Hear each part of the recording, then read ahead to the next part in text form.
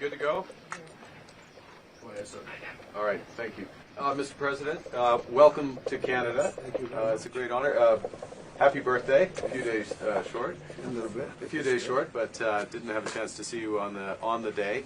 Happy birthday to the U.S. military as well, 250th, and this is the 50th birthday, if you will, of the G7.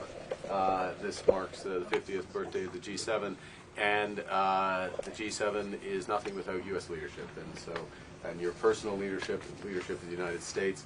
Many issues. Geopolitics, economic, technology, and working hand in hand with the United States, Canada and the United States, and the other G7 partners with your leadership. Very much looking forward to the meeting. I'm grateful to have you. Thank you very much, Mark. I appreciate it, and we've developed a very good relationship, and we're going to be talking about trade and many other things. And we have a whole group of people, some traders and some other people. I see my top economy people. But we have a very talented group of people, and you do too, and I know they work together very well. I look forward to that. The G7 used to be the G8. Barack Obama and a person named Trudeau didn't want to have Russia in, and I would say that that was a mistake, because I think you wouldn't have a war right now if you had Russia in, and you wouldn't have a war right now if Trump were president 4 years ago, but it didn't work out that way. But it used to be the G8. And now it's, I guess, what's that, 8 years ago, it switched over. They threw Russia out, which I claimed was a very big mistake. Even though I wasn't in politics then, I was very loud about it. It was a mistake in that you spend so much time talking about Russia, and he's no longer at the table, so it makes life more complicated. But you wouldn't have had the war. Other than that, I think we're going to accomplish a lot, and I expect to. And I think our primary focus will be trade and trade with Canada, and I'm sure we can work something out. Yeah, very good. Thank you very much. Yeah, so much. Thank you very much. Mr. President, up a deal with Canada. Say it. What is holding up a deal with Canada from your perspective? It's not so much holding up. I think we have different concepts. I have a tariff concept. Mark has a different concept, which is something that some people like. But we're going to see if we can get to the bottom of it today. I'm a tariff person. I've always been a tariff. It's simple, it's easy, it's precise, and it just goes very quickly. And I think Mark has a more complex idea, but also very good.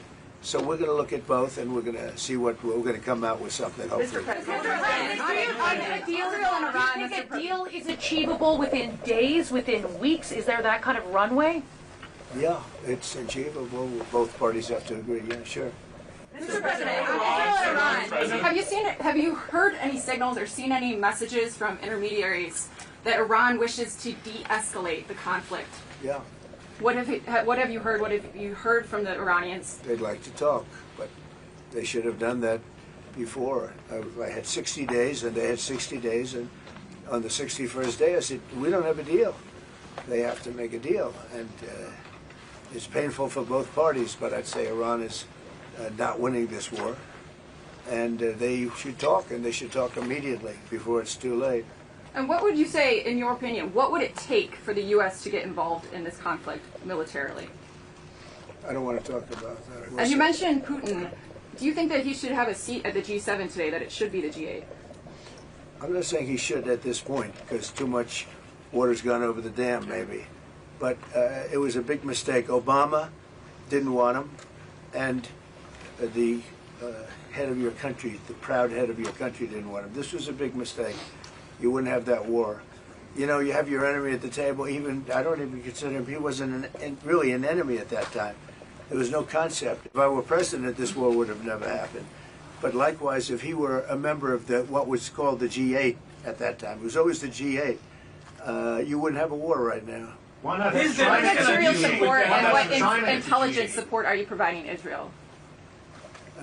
We've always supported Israel. We have for a long period of time, strongly. And Israel's doing very well right now. Why not have China at the G8? Why not have China here, the biggest economy in the world after the United States? Well, it's not a bad idea. I don't mind that. If somebody wants to suggest China coming in, I think we suggest. But you want to have people that you can talk to. You know, they don't talk. Putin speaks to me. He doesn't speak to anybody else. He doesn't want to talk because he was very insulted when he got thrown out of the G8, as I would be, as you would be, as anybody would be. He was very insulted. And, I mean, he was thrown out by Trudeau, who convinced one or two people, along with Obama. He was thrown out, and he's not a happy person about it, I can tell you that. He basically doesn't even speak to the people that throw him out, and I agree with him. Go ahead. On immigration, why are you ordering ICE to target Democratic inner cities? What's behind that? I don't know what you're saying. You did a post last night where you said you want ICE to really target Democratic. Yeah, I want them to focus on the cities, because the cities are where you really have what's called sanctuary cities, and that's where the people are. I look at New York, I look at Chicago. I mean, you got a really bad governor in Chicago and a bad mayor, but the governor's probably the worst in the country, Pritzker. But I look at how that city has been overrun by criminals, and you know, New York and L.A. Look at L.A. L.A. Those people weren't from L.A. They weren't from California. Most of those people, many of those people, and yeah, that's a focus. Biden allowed 21 million people to come into our country. Of that, vast numbers of those people were murderers, killers, people from gangs, people from jails. They emptied their jails out into the U.S. Most of those people are in the cities, all blue cities, all Democrat-run cities, and they think they're going to use them to vote. It's not going to happen.